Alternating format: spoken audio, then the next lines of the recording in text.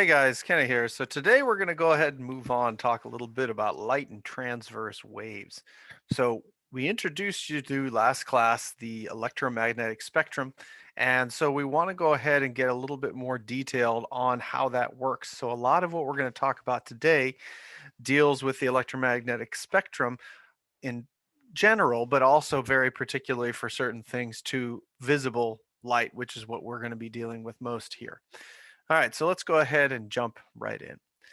Special questions for today. Number one, what is the difference between the three primary ways to produce light? Okay, how are they similar? How are they different? Number two, what is the speed of light and why do we care?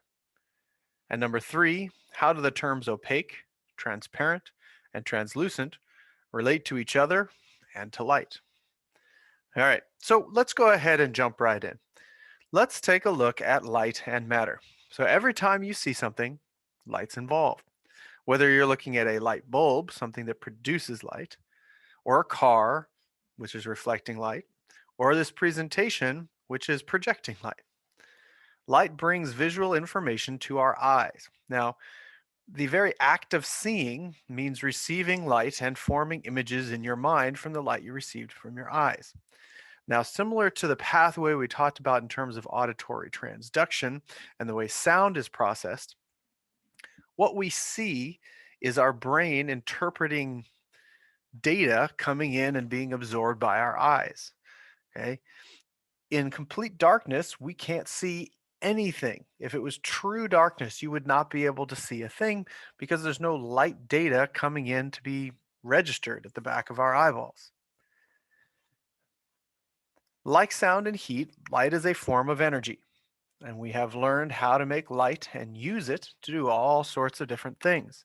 The screen that you're looking at right now as you go ahead and do this presentation is just one example of that. The screen itself is projecting a certain amount of light and some areas dark so that you can go ahead and see the words that are written on the screen here. Like most of science, our understanding of light starts with what light does and its properties. So let's briefly introduce you to the properties of light. We will talk a little bit more detail about some of these properties in our next unit when we start looking at lenses, reflection, refraction, and so on. We know that light travels extremely fast and over incredibly long distances. Okay. In fact, we'll talk a little bit later about the fact that light really is the speed limit for the universe. And nothing can travel faster than the speed of light, except for the expansion of the space itself. And there doesn't seem to be a point at which it stops. It only stops if it hits something, but if it's given, unimpeded path to travel, light will keep going. It carries both energy and information and will travel in straight lines unless it is bent because of refraction or rebounded because of reflection. These bounces and bends when it comes into contact with other objects. It has color. Now, when we say it has color, what we're really meaning is a particular wavelength.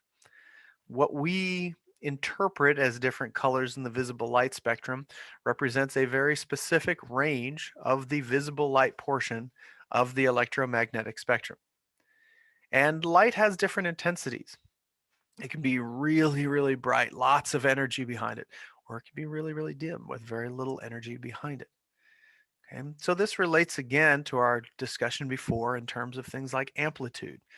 If we start thinking about a transverse wave, which is what we're looking at with electromagnetic radiation, including light, it's going to have peaks, it's going to have troughs, and what we're really looking at in terms of the amount of energy in there is the amplitude. Now, light as we know it is mostly going to be produced by atoms, whether in an electric bulb or from the sun. We're getting it from the atoms. And atoms absorb and emit energy by rearranging their electron configuration. So you may have talked already about orbitals if you're not very familiar with the electron orbitals. And I'm not talking about necessarily a Bohr model, but your SPDF things that we'll talk about in more of your chemistry classes. and they need to go ahead and get boosted up and fall back down to find the most stable orbit for the amount of energy that's in them. But eventually, any excess energy that an atom has is going to be released.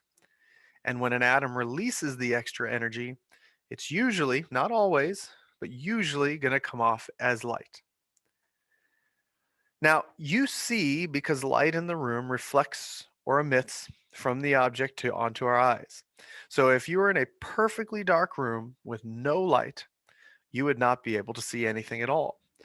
And if we were in person, I have some demos that I sometimes try and do to help you experience this, because in most of our lives, we never actually experience true darkness. Okay. And if you get even close, it's an incredible experience, because the fact that you kind of know things are there and can sense that things are there without actually seeing them, using your other senses, is a pretty cool experience. But most of the data that we receive, most of the decisions that we make in our day-to-day lives is based on light. And most of the world that we see is via reflected light. So light bouncing off of other materials. Okay. Now, at this point in time, I would like you to go ahead and jump out of this video and go ahead and watch another video that's going to go over the anatomy and physiology of vision. This is a crash course and is going to get you to go ahead and do some eye-bending experiments as well. And so you'll get a chance to kind of play with your vision and the imperfections in your vision. So go ahead and stop this. Go ahead and do the video that's attached, and then we'll come back here and we'll finish up going over light. Okay, welcome back. So hopefully you enjoyed that video. I really do. I think they're fun to go ahead and watch. And I like the idea of being able to kind of trick my own eyes and brain. So that's kind of fun. All right, so let's talk a little bit about producing light. Incandescence is the process of making light with heat from thermal energy in atoms. Now, when I was growing up, all of the light bulbs that we had were incandescent. Okay, I remember, so I don't know, sometime in high school, they started having these CFL or compact fluorescent light bulbs that we went ahead and tried out. But up until that point, everything was incandescent. The problem with incandescent is it loses tons of energy in terms of heat. So it's not using it very efficiently to produce light. But since then, we switched over to fluorescent CFLs. And this release of electrical energy comes from the atoms that are supercharged from the electricity flowing through the gas, typically inside the CFL tube. More recently, we have moved increasingly to LED, or light emitting diodes, which is an electroluminescence, but this is far more efficient, produces little to no heat in terms of a byproduct from the light producing process. And when you apply suitable voltage to the leads, electrons are able to recombine with electron holes within the device that gives us the energy in the form of photons to give us light. So I have a quick little video here that's going to go ahead and show you comparing these three different types of light production in terms of choosing light bulbs and what that does in terms of the color and things like that for light. So enjoy this.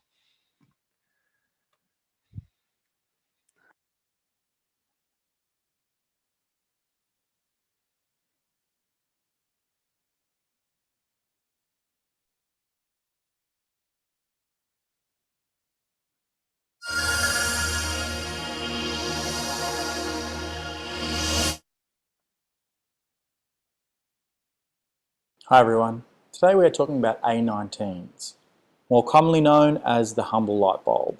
And if you're thinking of switching your light bulbs from incandescent or CFL to LED, we'll go through some comparisons and other information that might help.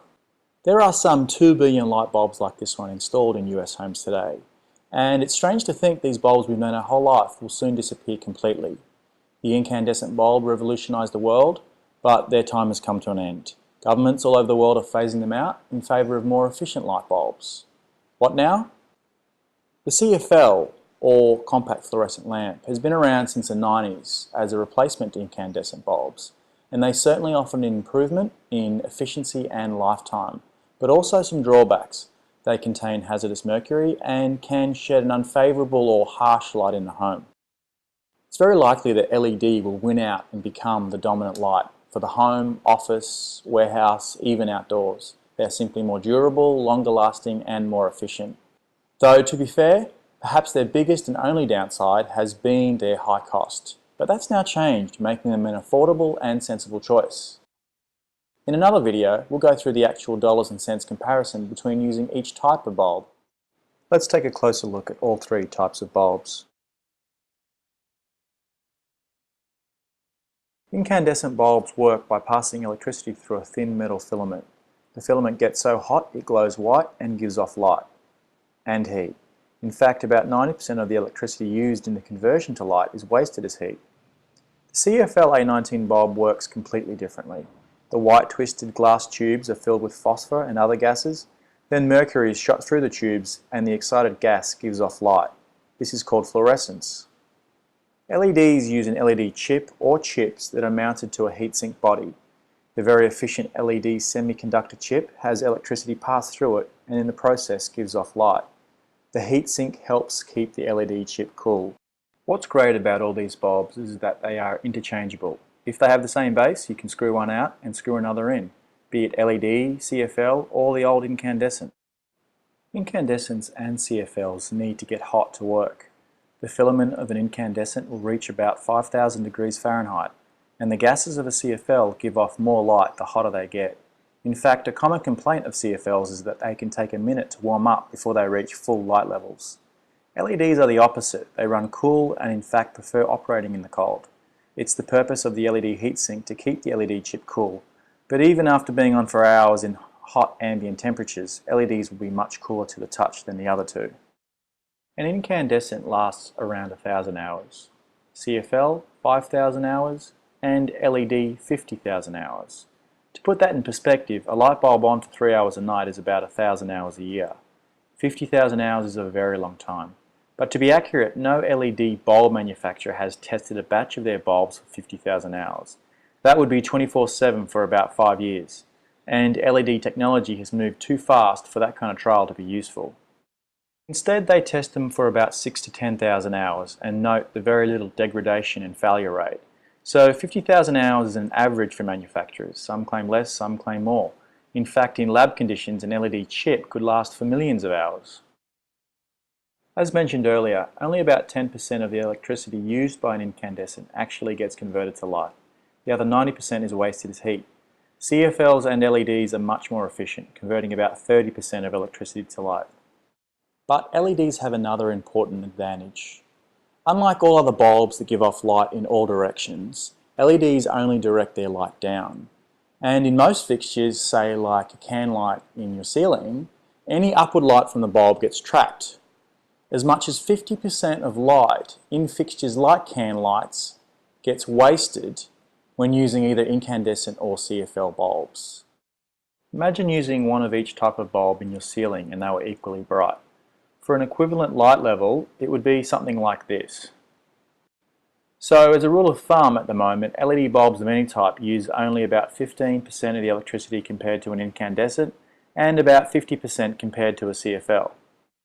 There are other characteristics we can compare between each light bulb, like color temperature, which is a description of the type of white light from warm to cool, or CRI, which is a measure of the quality of light when rendering colors to the human eye. If you'd like to learn more about those characteristics and others, please visit our YouTube library for more videos. Alright guys, that's it from me today. I'll see you next time. So does this make you rethink what kind of light bulbs you have in your house? There's definitely energy efficiency issues that kind of come in when we go ahead and take a look at these types of light bulbs for especially heavy use inside your house. And the LED definitely has come a long way from when I was a kid to the point where it is usable in this format. In fact, my desk lamp actually has an LED bulb in it right now. So one of the big things that he kind of pointed out was the fact that light radiates in all directions. So when we're dealing with a CFL or when we're dealing with an incandescent bulb, in both cases, light doesn't just come straight out. Light comes out in all these directions, and that was one of the potential losses. When the rays of light are represented by arrows, the light coming off the bulb looks like the pictures below. When you're first leaving the light source, they're closer together, meaning the light is brighter. But the farther and farther away you get, those lines get spread out more, which the intensity of that light then is dropping off. It's less bright. Okay. So you've already experienced this in your life. The amount of light decreases the further away from a light source you are, this kind of light intensity issue. And we use the word intensity to describe just how much light energy per second is falling on a particular surface. For example, on a summer day, the amount of sunlight falling on a single square meter of surface is about 500 watts. Notice the unit watts, so we're looking at the amount of power coming from that because light is a form of energy. The intensity of this light is 500 watts per square meter. You'll notice that unit, watts per square meter. Light intensity is the power of the light per unit area. And when we go ahead and start taking a look at how this plays out, you start realizing that for a small light source, the intensity decreases as the square of the distance from the source increases. Okay, inverse square law. We've already seen this with respect to gravitation. Right?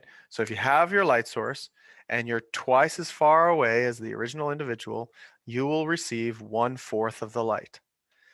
If you're 3 times as far away from the light source, you'll receive 1/9 of the light. Okay, so interesting when we start to go ahead and take a look at this. Now, we talked a little bit when we were going over sound about the fact that sound has a speed that changes with medium that it's traveling through, and it changes with respect to the temperature because of the kinetic molecular theory of matter. When we start talking about light, light can travel through a vacuum. And so most of the time when you are given a speed of light, the constant c in Einstein's equals mc squared, what you're given is the speed of light in a vacuum. Now, light changes its speed as it goes through different materials as well, but we use the maximum speed of that being traveling through a vacuum. Now, consider what happens when you shine a flashlight on a distant object. You don't really see the light leave your flashlight and have to travel to the object, bounce off it, and this is because light travels just so fast. Okay. The typical number that a lot of people will use is about 300 million meters per second. All right. That is hauling. That compared to the speed of sound at sea level, which is about 340 meters per second. So we're looking at magnitudes, not quite up to a million times, but approaching that. I mean, that's a huge difference. When you turn on the light switch, you can't get into bed before the light actually shows up. It's that fast. So it's crazy when you start thinking about just how fast light travels. Now, how do we get this number? How do we get this measurement for the constant the speed of light c? Okay, light can be measured accurately for very fast electronics. One technique is to record the time of a pulse of light leaves a laser and the time the pulse returns to its starting position after making a round trip. The best accepted measurement for the speed of light in a vacuum is 299,792,458 meters per second. That's moving. So when you see a lightning strike, okay, it really happened almost at that moment. Okay, so unlike sound where you have this big delay, you actually get to see when this goes ahead and happens. And there's a lot of cool stuff about light and the way it's transmitted, the way we visualize it in terms of being able to see. So I thought I'd take a quick moment and let you watch a little video here from D News. It's a channel that I enjoy, and I thought you guys might appreciate this video as well.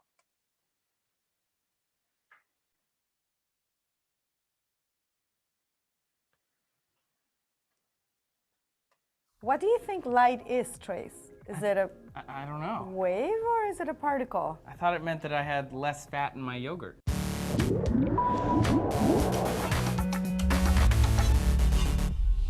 Hey guys, Trace here for D News with a special super smart guest, physicist Debbie Barry-Bichet. Is that right? Bichet or Yes. Bichet? No, perfect. Okay, from Outrageous Acts of Science on the Science Channel, Debbie is an expert on waves. So we asked her here to talk about something that I have wanted to talk about for a while, the double slit experiment. I know it sounds raunchy, it's totally not, it's science. The double slit experiment is a way to show that both light and matter can display characteristics of a wave. In its most basic form, the double slit experiment involves a light source, a wall where you project the light, and a screen with two slits in between them. Okay, so what does this double slit experiment show then? If we think of light as being formed of tiny particles, Got it. then this would behave very much like as if you're throwing golf balls at the wall. They're only going to go through the double slits, so you're going to see two lines at the end of the wall. Great, but what if light isn't made of particles? You know, because you always hear of light waves. Well, if it's a wave, then there's still only two light rays going through the slits. But as soon as they pass through, they start to diffract. What? What is diffraction? Diffraction is when light passes through small openings or narrow slits. Have you seen when you throw a rock into a pond of water? You get all the ripples. Exactly, those circular ripples that are expanding outwards. That's very much like a diffraction pattern looks like. As the waves pass through the two slits, they start forming those ripples and they move forward. So what you'll see at the end of the wall is an area full of light and dark patches, an interference pattern. Okay, so the double slit just proves hands down that light is a wave. Done. No problem. Hold on, cowboy. It's not as simple as that. The double slit experiment does show that light is made of waves, since particles don't diffract. However, light is also a particle. What? This is not even fair. How can it be both? Light is cheating. Well, let me tell you the story. In the 1900s, the physicist Max Planck posed that light carries energy in discrete quantities called photons.